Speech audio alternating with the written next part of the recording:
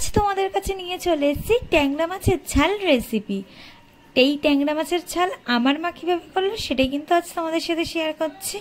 ফার্স্টে কিন্তু ট্যাংরা মাছগুলোকে নুন হলুদ মাখিয়ে নিচ্ছে ভালো করে।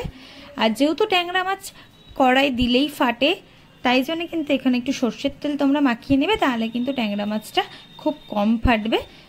তারপরে দেখো গরম তেলের মধ্যে আমরা ট্যাংরা মাছগুলোকে দিয়ে দিচ্ছি। বেশি করে দেবো না, অল্প অল্প দেবো, নয়তো কিন্তু জড়িয়ে যেতে পারে।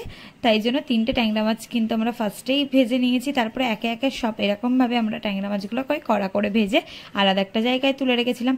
তারপরে কড়াইতে গরম তেলের মধ্যে এখানে আমরা পেঁয়াজের পেস্টটা দিয়ে দেবো। পেঁয়াজের পেস্টটা দেওয়ার পরে ভালো করে এখানে নেড়ে চেড়ে নিতে হবে।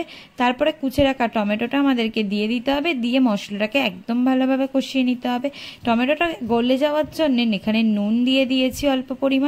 তারপরে টমেটোটা গলে গেলে এখানে পরিমাণ মতো তোমরা রসুন, পরিমাণ মতো আদার পেস্ট ইউজ করবে, দিয়ে ভালো করে মশলাটাকে একদম কষিয়ে নেবে।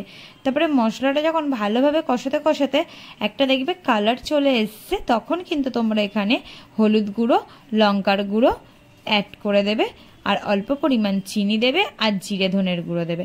দিয়ে মশলাটাকে আরও ভালো করে কিন্তু আমাদেরকে কষিয়ে নিতে হবে।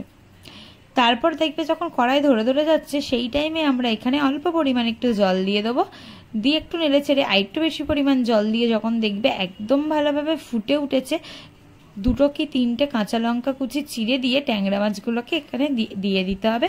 যেহেতু ট্যাংরা মাছ একটু বেশিক্ষণ ফোটে, তাই কিন্তু ট্যাংরা মাছগুলোকে একটু বেশি পরিমাণ ফোটাতে হবে। তারপরেই কিন্তু আমাদের ট্যাংরা মাছের ঝাল একদম রেডি হয়ে যাবে।